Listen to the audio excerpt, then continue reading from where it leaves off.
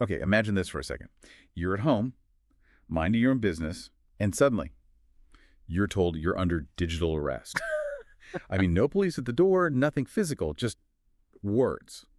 A voice on the phone using some really sophisticated psychological tricks. And it leads to you losing, potentially, a huge amount of money. Yeah. Well, that's not hypothetical. It actually happened. We're doing a deep dive today into this really shocking case. A 50-year-old doctor right here in Coimbatore got caught in one of these digital arrest scams Yeah.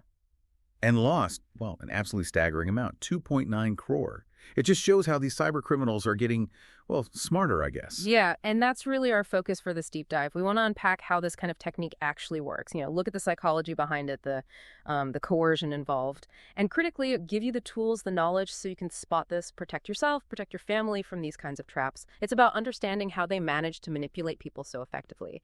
So let's start at the beginning. How did they even hook the doctor? You said it wasn't face-to-face. It started with just a phone call, right? Right. But not just any call.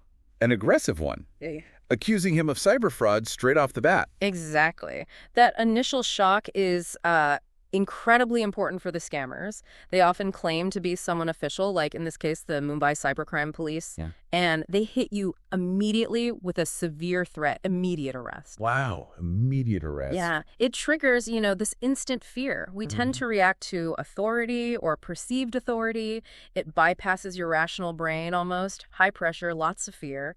It makes people more likely to just comply without thinking it through. And that's what happened here. They told him specifically, stay home, don't talk to anyone, and if you disobey, we'll arrest you for real right now. It's kind of mind-boggling how effective that was. You always think, oh, I wouldn't fall for that, but maybe. It's easy to think that from the outside. But this is the core of the digital arrest tactic. It's a psychological prison. They force isolation, cut you off from friends, family, anyone who might say, hang on, does this sound right? So the only voice you hear, the only reality you know is the scammers. And that constant pressure, the threats, it builds this really deep-seated belief. He genuinely thought he was in official custody. It's not just about tricking someone, it's about controlling their whole perception of reality. And that control obviously opened the door for the financial side, demanding money. But not just once, right? It was continuous. Continuous pressure, yes. Yeah. Exploiting that fear. You're under custody. You need to do this to resolve the situation. Transfer this amount. Now transfer more. It builds and builds. Which led to that unbelievable figure, 2.9 crore. I mean, that just underscores how powerful their hold was. Was he just completely overwhelmed? Did any doubt creep in? Or was the fear just too strong? It suggests the psychological grip was almost total. He wasn't just sending money. In his mind, he was following official instructions to avoid something much worse, like actual jail time.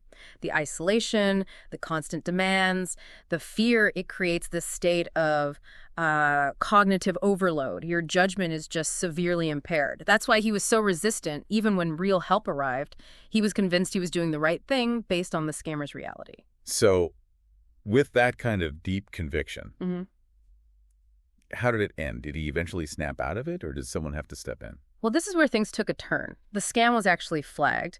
The Tamil Nadu State Cyber Command Center detected it. They have intelligence operations running to try and spot these things proactively. Oh, interesting. So law enforcement got wind of it independently. Yes, which highlights that they are actively working against these kinds of evolving threats. So they dispatched a specialized cybercrime team to the doctor's house. Okay, so help arrived at his door. But it wasn't straightforward, was it? I read it took them, 2 hours? A challenging 2-hour ordeal just to convince him he was being scammed? That's right. 2 hours. Think about that. Real police officers at his door telling him the police he'd been obeying were criminals. It just shows how deep the manipulation went. He was living in the reality the scammers had built for him. Breaking that down, convincing him, it was incredibly difficult. But they did manage it. They did, and that swift action was absolutely crucial. It stopped him from losing even more money. That intervention literally saved him from further devastation. So the immediate crisis was averted. What happens after something like this? From a legal perspective, I mean.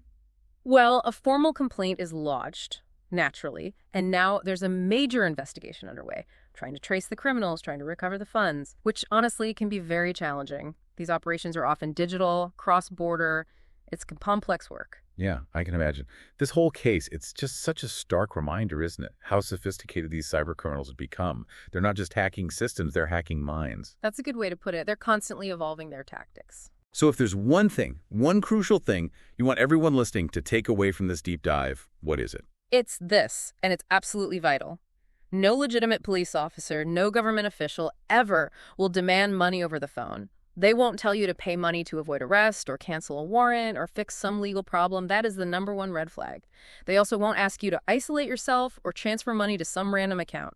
It just doesn't happen. That is crystal clear and incredibly important for all of us to remember. So for you listening right now, what does this mean practically? If you get a call like this, even remotely like this, report it immediately. Don't hesitate. The cybercrime helpline number is 1930. That's 1930. Or you can report it online at the official portal, www.cybercrime.gov.in. Exactly. Vigilance is key. And reporting it promptly doesn't just help you, it helps the authorities track these scams and potentially stop them from victimizing someone else. It really is our best collective defense. So reflecting on this deep dive really hammered home how effective these psychological scams like digital arrest can be. It's frightening, honestly. How even smart, informed people can be manipulated by fear, by that weaponized trust in authority. The danger isn't always a virus or a hack.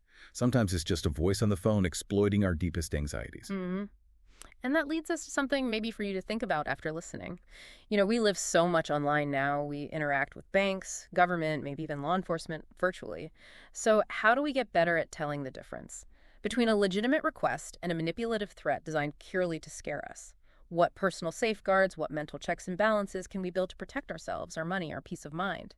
Especially when fear is a weapon being used against us.